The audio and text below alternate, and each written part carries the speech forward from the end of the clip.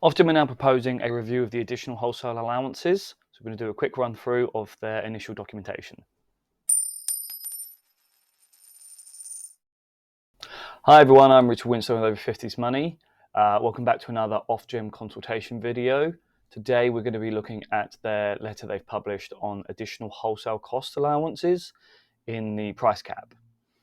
So in the price cap, we have wholesale cost allowances, but then they've got a couple of additional ones in there. They added 2 last year, and these are put in place to help energy suppliers catch up with costs that were misunderstood by Ofgem, if you will. So if the allowances weren't high enough in previous cap periods or previous years, they'll do these catch-ups with additional wholesale cost allowances. They're now reviewing the wholesale cost allowance, and the document they've published is saying that they will do the review and they'll publish their consultation in September of this year, 2023.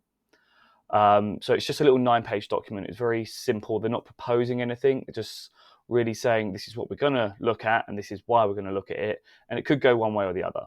That's according to parts of their letter. So here is the letter. As I said, it's a short 9-page document. And I've highlighted a couple of bits that I just think are important to note. And as always, my response to them will be in the description below. I'm trying not to take this one with too much passion because it's a letter saying they're going to consult on doing something. We're many steps away from them doing something at this point, and they haven't said which way they're leaning. But they are saying some things in there that make me think they're leaning towards increasing the wholesale cost allowance or the additional wholesale cost allowance. And obviously, if that's their proposal when they do the consultation, then I'll be a bit more impassioned and I'll give them my views on why it's wrong or why it's right. I'll look at their reasoning. I'm not going to outright call it wrong, but I do think energy suppliers are clearly getting enough money. I can't really see much more justification for increasing their allowances and giving them more money, especially as that all comes out of our pockets. So, yeah, the couple of bits I wanted to show you here. First thing, I'll come down to the bottom here because I got confused by something, and I am going to put this in a question to them. They intend to review the wholesale costs for the period October 2022 to September 2023. Okay, so it's a 12-month period they're going to look at the costs at.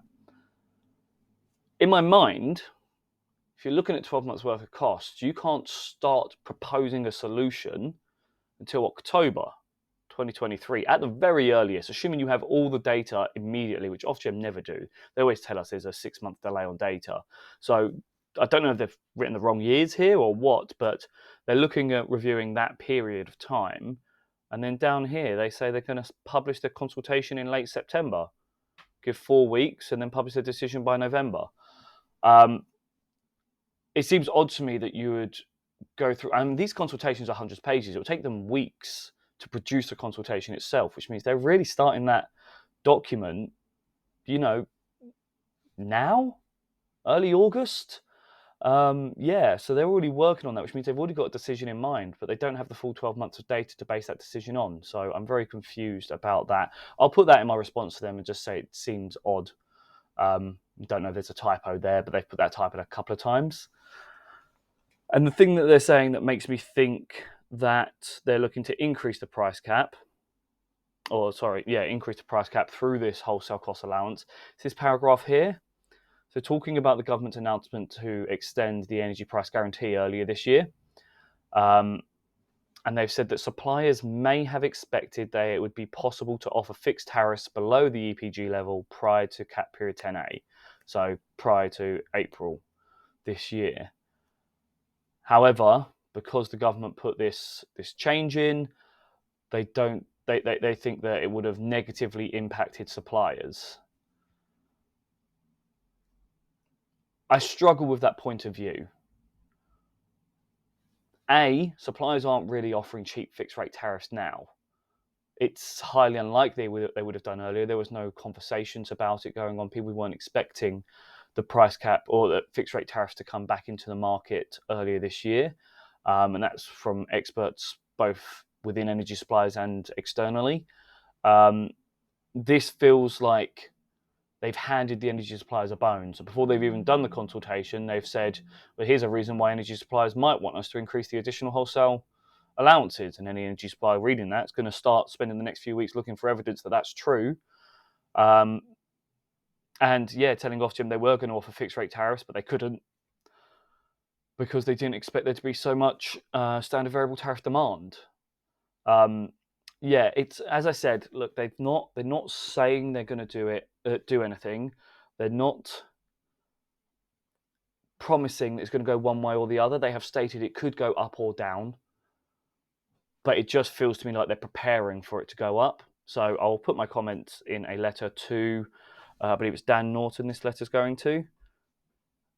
Yep, I will send him a letter. I'll put my thoughts in there explaining my concerns over this time period at which they're doing the review, which doesn't seem to line up quite right.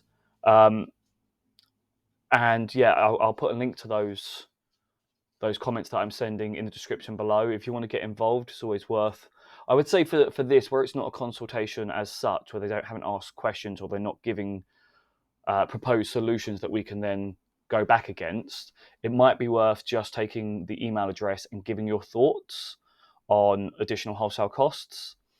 I personally will be putting in a couple of comments about how I don't think it's fair that energy suppliers have had such extreme profits this year, and they're still considering whether or not they're missing a couple of quid from wholesale costs last year is a negative on them, and that they need that money back. I don't believe that that's true, and I can't see how there's any way that's in the consumer's best interest. So it might just be worth you putting your thoughts in email form to Dan Norton. I'll have his email address, or whichever email address they ask us to send these thoughts to.